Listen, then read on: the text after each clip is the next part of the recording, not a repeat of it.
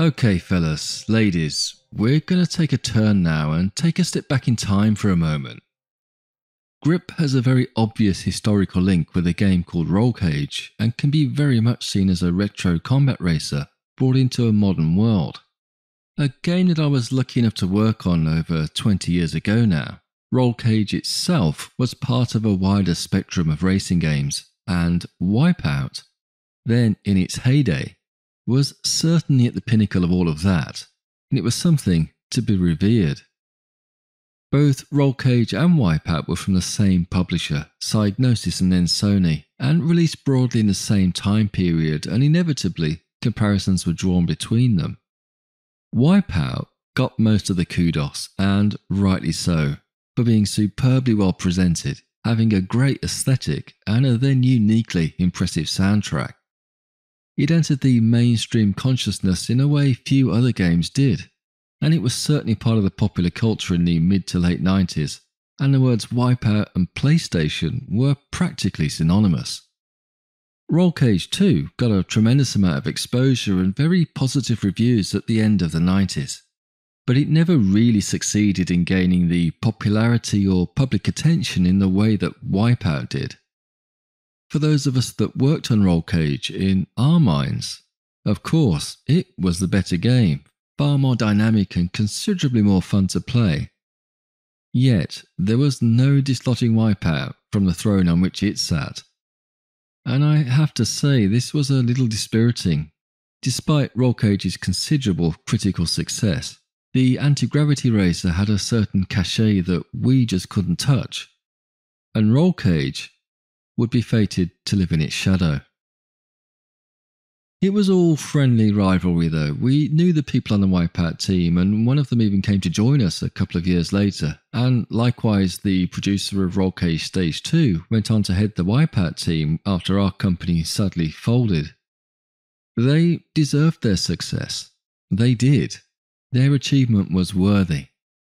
But nevertheless, I felt there was a wrong to be righted there. And wouldn't it be something if so many years later, Wipeout could finally, genuinely, be bested by Rollcage's younger, more demonic brother, GRIP? The secret wasn't to set out to ape Wipeout, because what would be the point of that?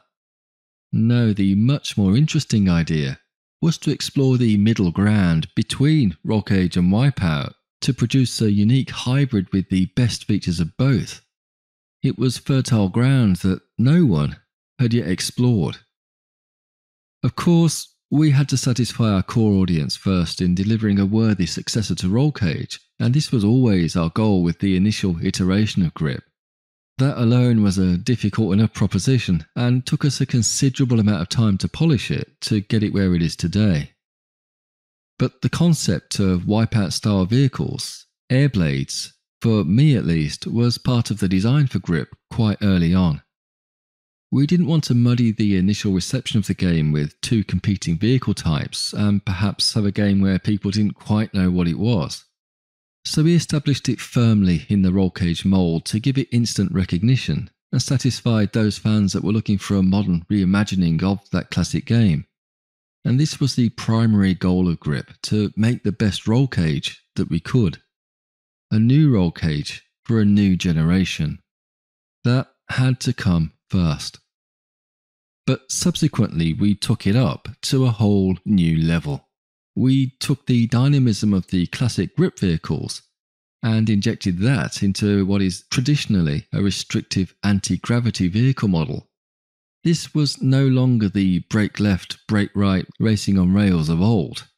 We merged the bombast of GRIP with the fluidity of anti-gravity vehicles and produced something unique in the racing world.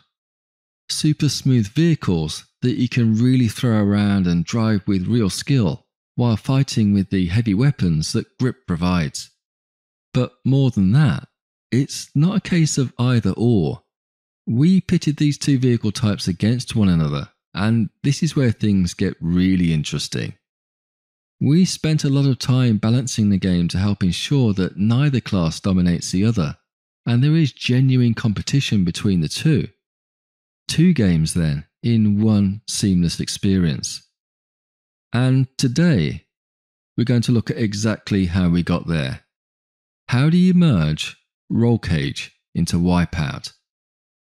Well, there's only one way to find out. Go grab the code and data from the lecture resources, compile it up, and fire up the editor. Now, we have a new vehicle to try out, and it's called the Artifacts Tank AG. So set that as the default pawn in world settings and hit the play button. Right, so we have an anti-gravity racer on our hands, but not the kind you're used to, not the same at all. Obviously we're still in the GRIP world, so it's lost none of its dynamism. And we're not limited to an on-rails format that you often see in these kinds of races. You have far more freedom here. Of course, the flippable nature of the vehicles is retained, and we can still drive on the walls and the ceilings. If Rollcage was Wipeout with wheels, then surely these Airblades are like Rollcage with wings. We've literally swapped out the wheels for these canards here. But of course, that's not all we did. We had to make many changes to support these anti-gravity Airblades.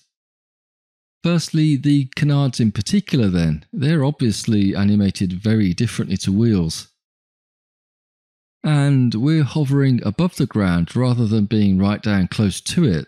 And this of course gives them a smoother ride as they're less prone to collisions with the environment. And for many players, this makes them the superior choice, certainly for many tracks in the game.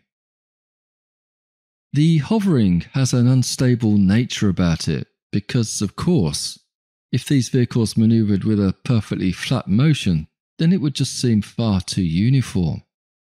So we have this unbalanced wobbling going on with the vehicle's orientation to give them some more realism. Unlike the classic vehicles, we're able to drive right off sharply angled walls like this, and you couldn't do this with the Dreadnought. They have different grip properties too, and if you hit a classic vehicle from the side, then they don't go very far because of the tyre grip.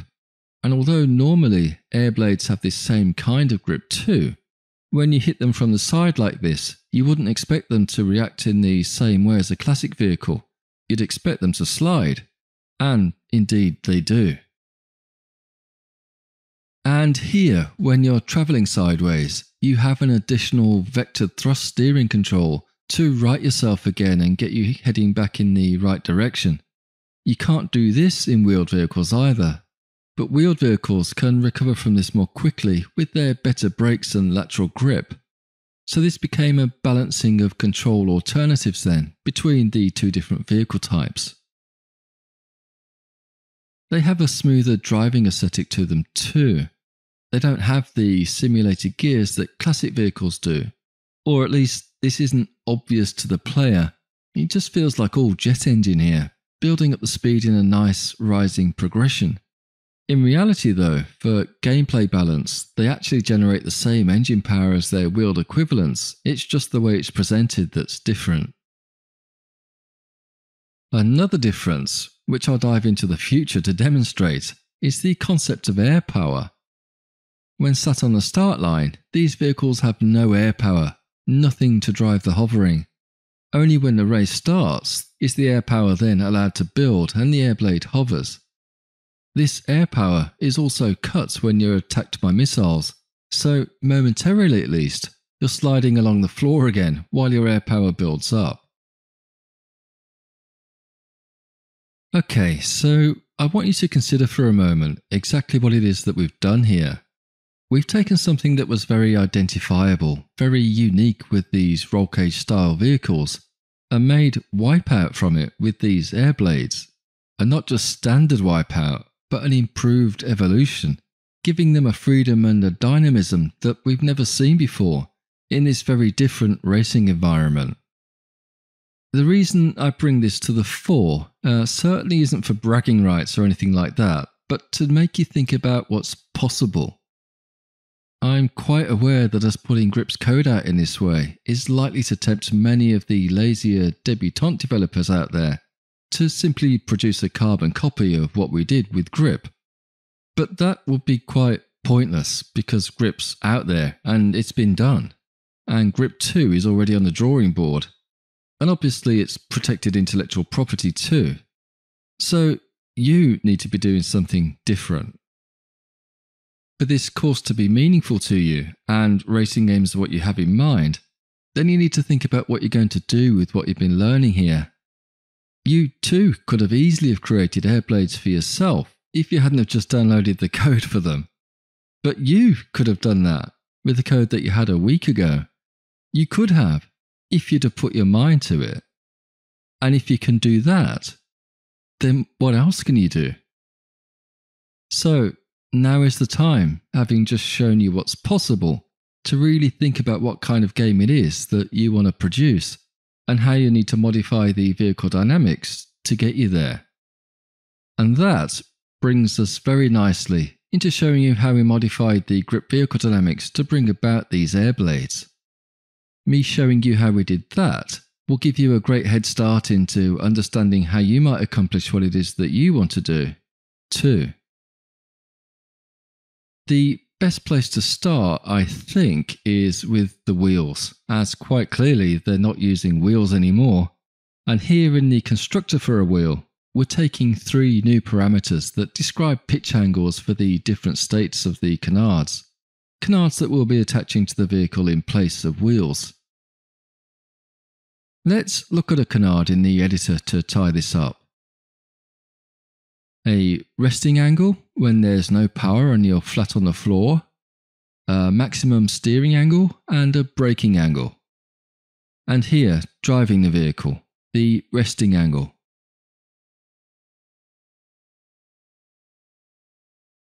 The maximum steering angle. And the braking angle. How do these angles get transferred from the canard actor here into the wheel? Like this in basevehicle.cpp. We look for child actors attached to this vehicle, and if the bone name the actor is connected to matches the wheel that we're initializing here, then we grab the angles from the actor. And we then pass that data to the wheel constructor here. If we look at this Airblade vehicle in the editor,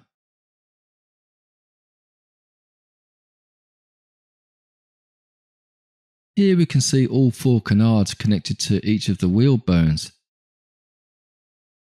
These canards and this anti-gravity indicator here, which says this is an anti-gravity vehicle so treated as such in the code, are the only differences between an Airblade blueprint and a classic wheeled blueprint. And that's all, nothing more than that. The magic is in the code. To update animated bones then, and we can see just how those angles are used to change the rotation of the wheel bones. If you remember, these are used by the animation blueprint for the vehicle, here. And we just need to set them up to act like canards rather than wheels, which we do in this code block here.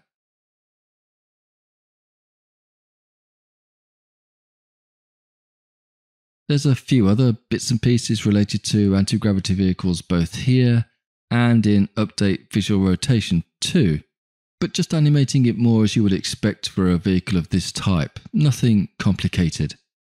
The setup and animation of the wheels then, or canards, is a fairly simple affair. However, the contact sensors for the Airblades did require quite a number of significant changes, but in fairness they're more just a lot of tweaks rather than a fundamental rearrangement of the algorithm. If you think about it, about how the contact sensors work for our wheeled vehicles, they might actually be more suitable for Airblades, to be honest.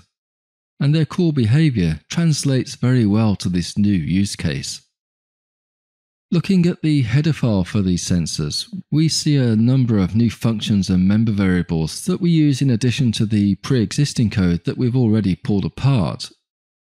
This unified anti-gravity normalized compression, for example, is used to determine grip, much like we do with the regular wheeled springs.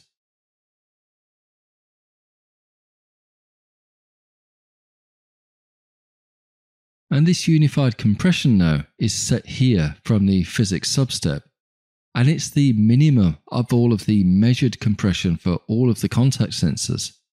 So we're setting this minimum observed as the unified compression for all contact sensors, and they all share the same value.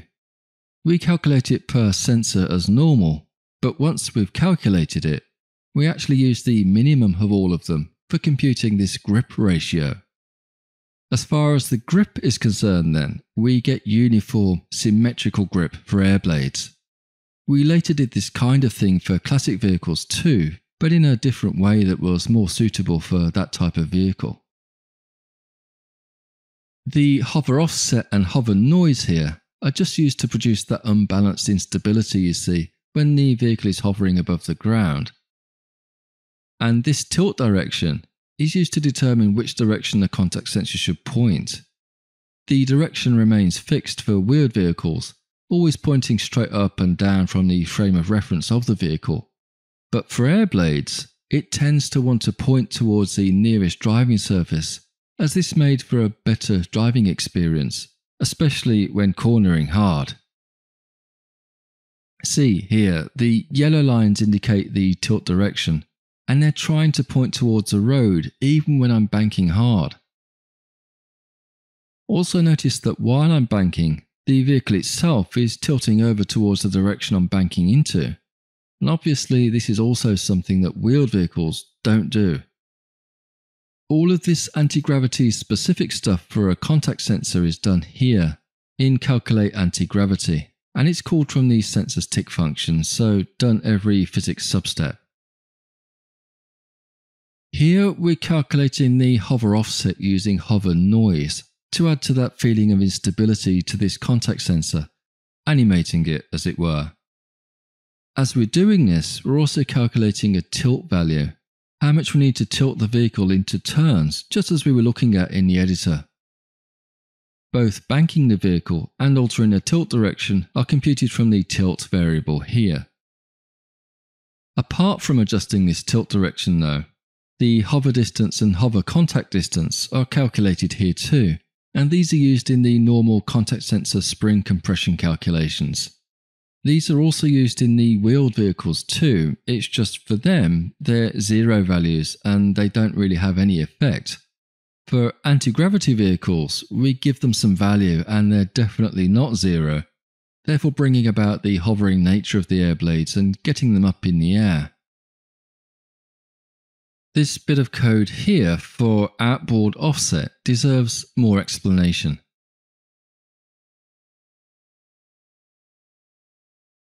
It's set here in the physics substep, and the idea is this. We're stuck on a wall like this, and we just can't steer off it to get back on the ground.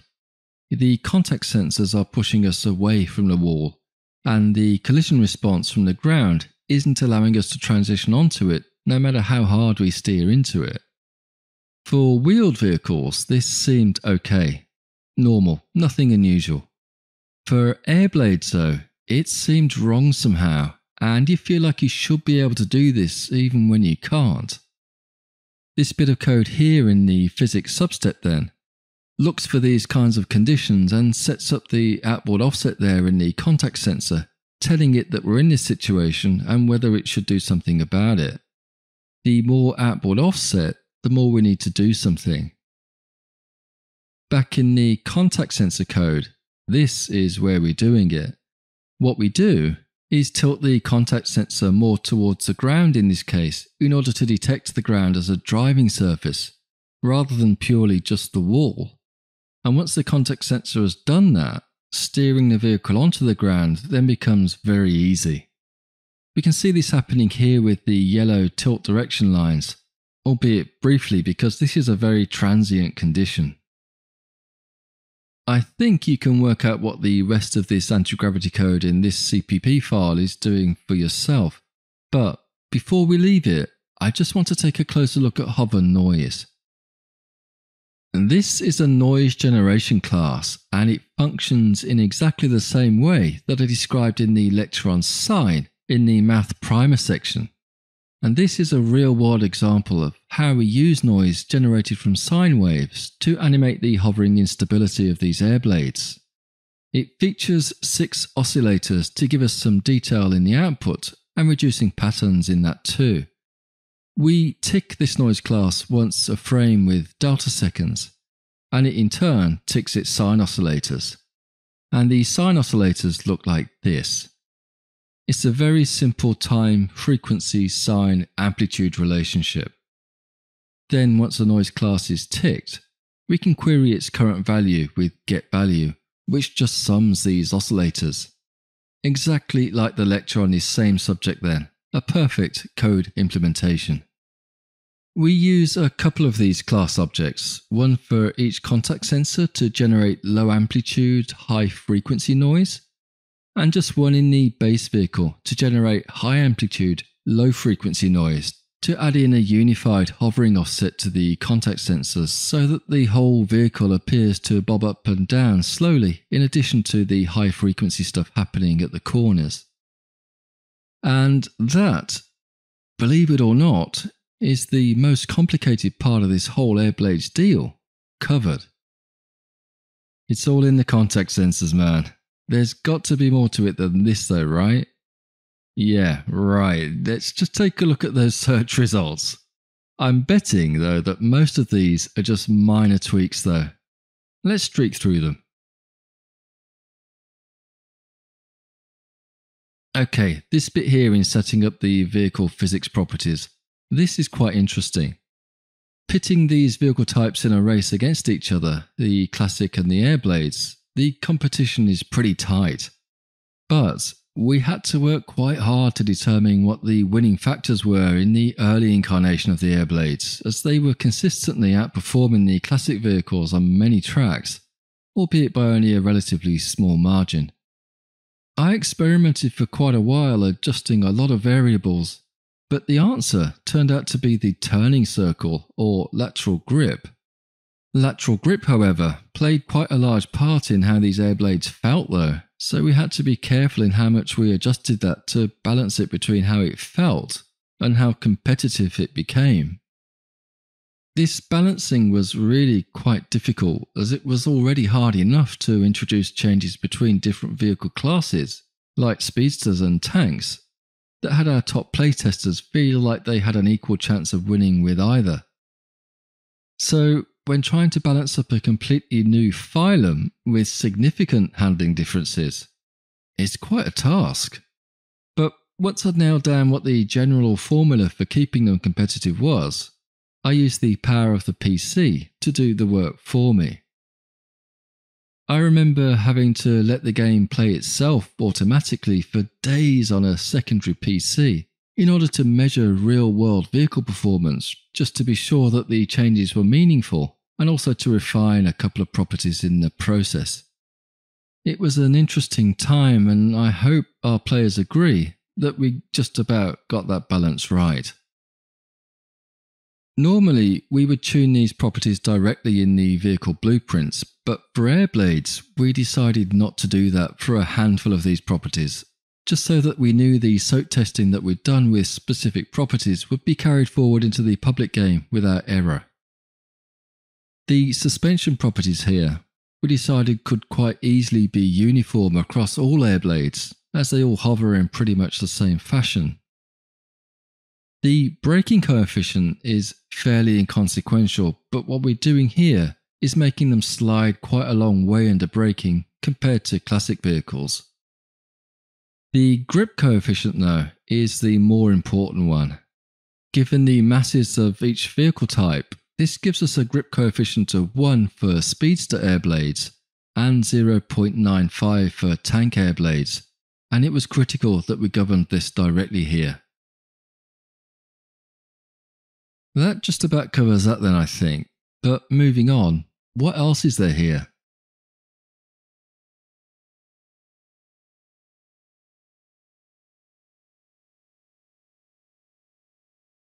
Yeah, everything other than that in basevehicle.cpp we've either already looked at, or is a minor audio, visual or behavioural change. Moving on to vehiclephysics.cpp though, I'm sure we're going to find some interesting gems in there.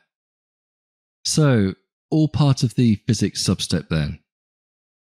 This piece here, all to do with smoothing out the steering with Airblades to make them just feel smoother and more pleasant to drive.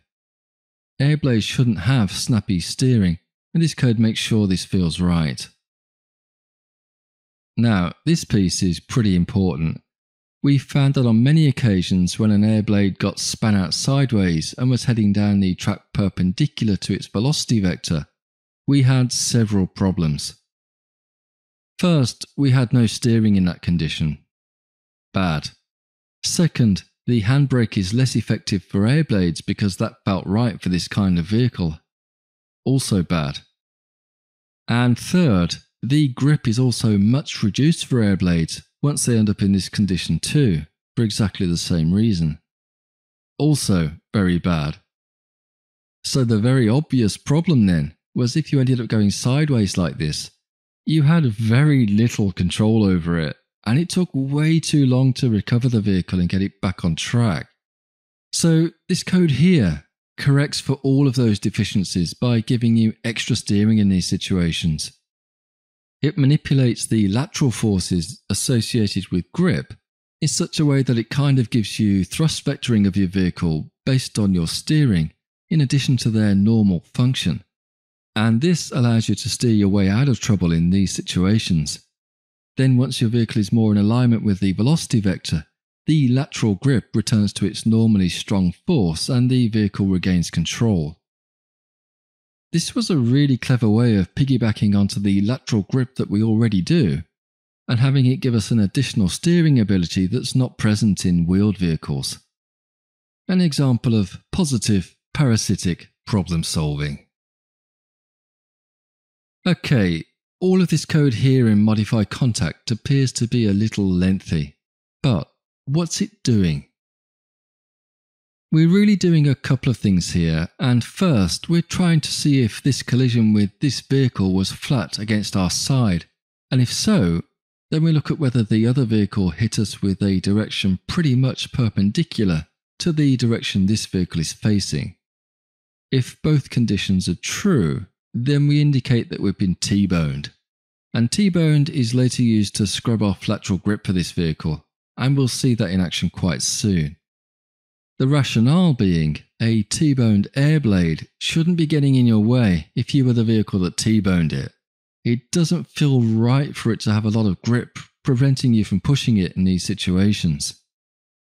This was the paradox with these airblades. They needed to have good grip just like a regular wheeled vehicle that looked right, felt right and played right in normal circumstances. But when they're facing sideways to the velocity vector, somehow it just felt wrong for them to have good grip as the wheeled vehicles do in these conditions. This is what we're correcting with this code, getting that sideways slipperiness prepared. And to that end, we also do a very similar thing here too, using the measure of perpendicularity scaled with the impacting vehicle's speed to set the anti-gravity side slip. The more perpendicular the vehicle's in collision, and the faster the impacting vehicle is travelling, the more we scrub off grip for this vehicle. And again, we'll see where this is used shortly. Now, another check to see if this collision was in the front quarter of our airblade, and if so, stiffen up the collision response to it. But why? Because, for some inexplicable reason, if we didn't do this, airblades would tend to spin out when they hit other vehicles from their front, like when you're ramming another vehicle from behind. It didn't make a lot of sense to me why this would happen, but it certainly did happen. And this code pretty much fixed that.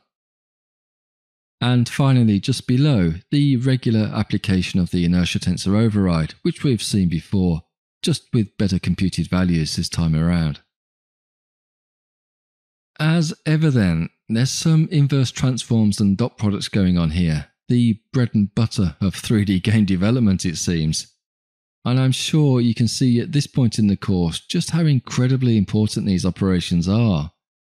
If you somehow got this far without really understanding them well, then please please get back into the math primer and find your foundation. This is critical stuff. You have to know what you're doing with these operations. And if you're not there yet, then concentrate hard on this until you are. And I can't emphasize that enough. Right, this last bit, update anti-gravity forwards and scale. This is called from the physics substep and is used in the application of lateral grip in the calling function. It's this function though that figures out how to adjust that grip for Airblades only. And that's all I'm going to tell you about this function. I've described the code leading up to it, setting the data members like anti-gravity side slip and vehicle T-boned. I've talked about airblade behavior in this sideways regime and shown you examples of that visually in the editor. It's down to you now then to figure out what's going on in this function, what sort of values it returns to the caller in different conditions, and what the calling function does with those values to adjust lateral grip. There's a bit of a chain to follow here, but I'm sure that you can find your way around it. This then is your homework. No particularly complex math, it's commented well, and you have all the background you need. We're going to round off today by having a bit of a race. Previously, all the vehicles that you had in a race were simple replicas of your own vehicle. The bots just copied whatever you had. But we can do better than that now because we have more vehicles now. It wasn't just the Artifex Airblade that we downloaded today, we've got 2 more vehicles too. An Airblade version of our Dreadnought and a classic version of the Artifex too. I'm so good to you, so let's go line them up. There's a data asset in the Blueprints folder called Local Game State Overrides. And this was provided on day 1 of the data download, but we won't be modifying it so you can change whatever you like in here. Essentially, it contains copies of a lot of the global game state that we use to govern the game. And when the global game state is loaded when playing a level, any overrides that you place in here in this data asset will be used within the level. Take, for example, the number of laps here. If we wanted to change that, because now we have race position determination in the game, it actually ends when the number of laps is complete. You might want to change it to something higher. So override the gameplay setup and just change the number of laps. You can do this with any of the structures here, so just choose to override any that you want and then set the properties that you're after. Notice too though that you can override the grid here also. Instead of having all the bots copy your vehicle, you can set them individually for each bot in the game. Just add an element for each bot here and choose the vehicle blueprint that you want them to have. And let's add some now then. We have 4 to choose from, so a smattering of each I think.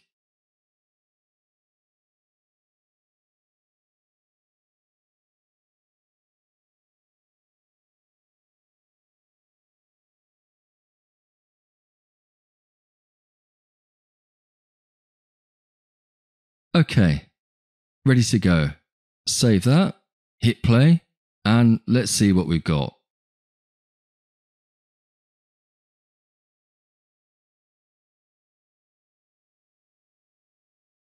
Oh yes, now we're talking.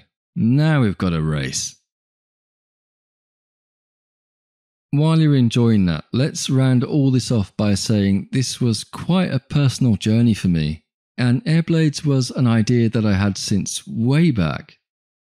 Of course, Rollcage kind of ended in 2001 with its last release, and speaking to Sony just a few years ago, they had no plans to take it any further in the foreseeable future. This kind of Rollcage Wipeout hybrid then was never going to be. It was always going to remain an unrealized idea because Rollcage itself was, to all intents and purposes, just a historical relic with no life, apparently, ahead of it. And then this opportunity of an evolution called GRIP came along, and everything changed. It was really fulfilling being able to bring these new vehicles to life and taking my time with it too. After all of the hard work on producing the initial release of GRIP was done and out of the way, I could concentrate on getting this right. Taking this idea that I'd had for years and actually doing something with it. And needless to say, it was very gratifying taking something unrealized from the past and bringing it into the present, and so unexpected this late in my career. My only hope is that what you're learning here will open up doors and give you that potential too. What is it that you want to achieve? What ideas are there that you want to realize?